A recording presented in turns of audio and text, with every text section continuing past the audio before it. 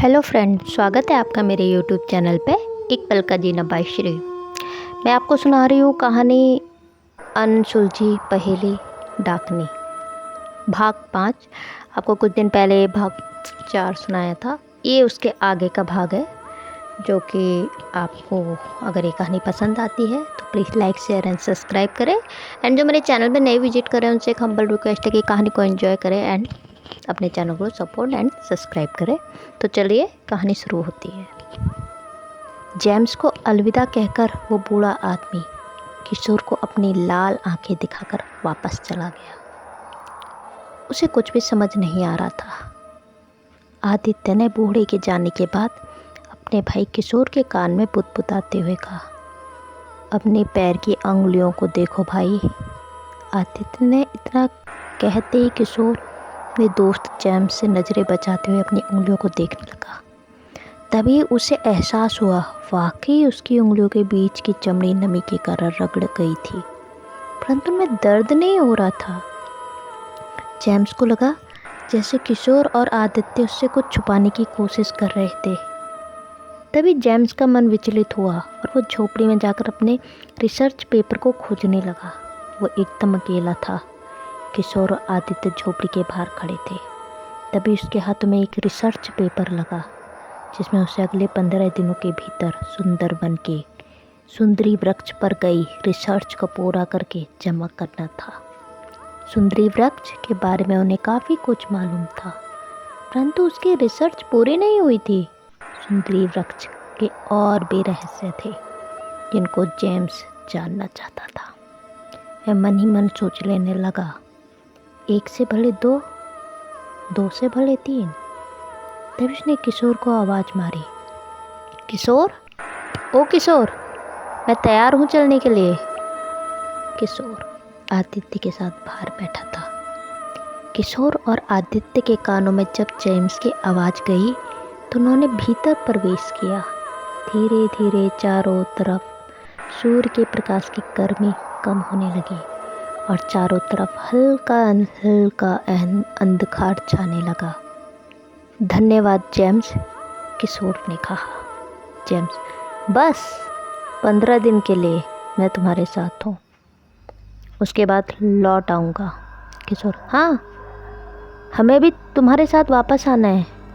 James, ठीक है, हमको आज रात्रि के दूसरे पहर में प्याली से सुंदरवन की तरफ निकलना होगा, क्योंकि उस समय पूरी बस्ती शांत और नींद की आगोश में होती है।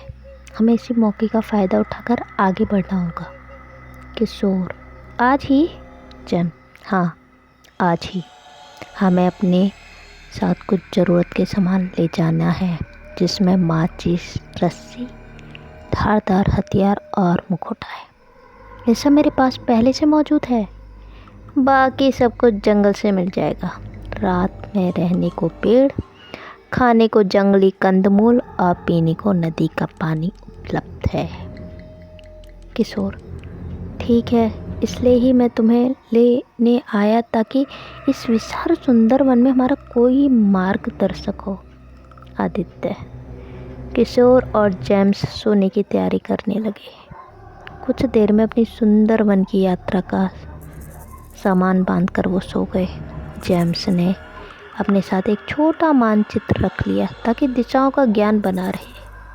कुछ समय पश्चात रात के दूसरे पहर में जब पूरा कस्बा नींद की आगोश में था तो 3 सा एक झोपड़ी से उठकर जंगल की ओर बढ़ते जा रहे थे। वे कुछ आगे बढ़े ही होंगे और वहाँ पर एक सुंदरी वृक्ष था। जब वे तीनों परछाई उस पेड़ के आगे बढ़ गए तो कुछ देर बाद एक लंबी सी परछाई उस पेड़ के पीछे से बाहर निकली और उस परछाई कक पीठ झुकी हुई थी, वो भी उनके पीछे पीछे चलने लगी।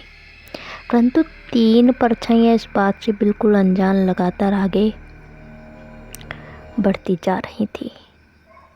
तभी सबसे आगे चलने वाली परछाई एक पेड़ पर चढ़ने की कोशिश करने लगी और कुछ देर बाद वह परछाई पेड़ पर चढ़ने में सफल हो गई। फिर 2 अन्य परछाई भी इस बात से अनभिज्ञ थी वो किस ओर जा रहे थे। कुछ देर में उस परछाई ने अपने कमर पर बंधी रस्सी को पेड़ की टहनी से बांध दिया। रस्सी का एक सिरा जमीन की ओर फेंक दिया। अगले पल उसमें से एक परछाई ने उसे कमर पर बांध दिया और पेड़ के ऊपर परछाई उसे खींचने लगी। इसी तरह तीसरी परछाई को भी ऊपर खींच लिया गया और वो वन विभाग के द्वारा बनाए गए नायलॉन नेट को फांद कर आगे बढ़ गए। जब वे नेट को फांद कर उस ओर कूद गए तो उन्हें आभास हुआ कि उनके पैरों के नीचे की ज़मीन पूरी तरह गीली थी और नमी युक्त थी। फिर एक परछाई ने अपनी जेब से माचिस निकाली और उसे जलाने लगी। जैसे ही माचिस की तीली सुलगी तो 3 जाने पहचाने चेहरे एक दूसरे के सामने थे। ये तो वही 3 थे, जेम्स, आदित्य और किशोर। किशोर ने अपने बैग से एक टॉर्च निकाली और रोशनी की सहायता से नमी से सूखी जमीन की तरफ बढ़ने लगे। जब वो कुछ आगे बढ़े तो चौथी परछाई भी उन 3 परछाइयों का पीछा करते हुए आगे बढ़ रही थी। जब वो उस पेड़ के नज़दीक आई तो वो बिना किसी सहारे के हाथ और पैरों की सहायता से पल भर में पेड़ पर चढ़ गई और जब वो ज़मीन पर उतरी तो उसका संतुलन बिगड़ा और फिसल कर गिर पड़ी। गिरने की आवाज़ सुनकर जेम्स, आदित्य और किशोर चौंक गए। उन्हें टॉर्च लगाकर पीछे की तरफ देखा तो वहाँ कुछ भी नहीं था। वे आगे बढ़ गए। वो परछाई एक झाड़ी के पीछे से बाहर आई और उनका पीछा करने लगी। जंगल से नदी से उठती पवनें आ रही थी और उन तीनों के शरीर में सिरन पैदा कर रही थी और उनकी हड्डियों तक में कपकपी होने लगी थी। धीरे धीरे वे गहन वन की ओर बढ़ रहे थे।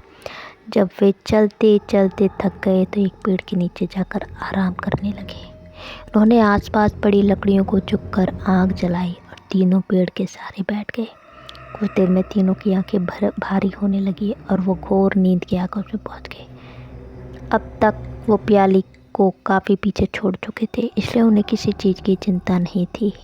कुछ देर में वो परछाई भी वहाँ तक पहुँची और किशोर के चेहरे पर हाथ फेरने लगी। अगले पर किशोर को अनुभव हुआ जैसे कोई उसके शरीर को छू रहा है। जैसे उसने आंखें खोली, उसकी आंखों के सामने वही बूढ़ा था जिसे उसने दिन में देखा था। उस बूढ़े को देखकर वह आश्चर्यचकित रह गया। बाबा, आप? हाँ, मैं। उसने इतना कहा और किशोर और वो बूढ़ा वहाँ से गायब हो गया। जेम्स और आदित्य वहीं आग के पास बैठे सो रहे थे। अगर आपको ये कहानी पसंद आती है तो please like, share and subscribe करें। ये जो कहानी है डाकनी एक अनसुलझी पहेली, ये सच्ची घटनाओं पर आधारित है। ये जिसके साथ घटा है ये उसके द्वारा बताई गई कहानी है। अंधविश्वास और विश्वास एक छोटे से धागे की डोर की तरह होते हैं जो कि बहुत कच्चा और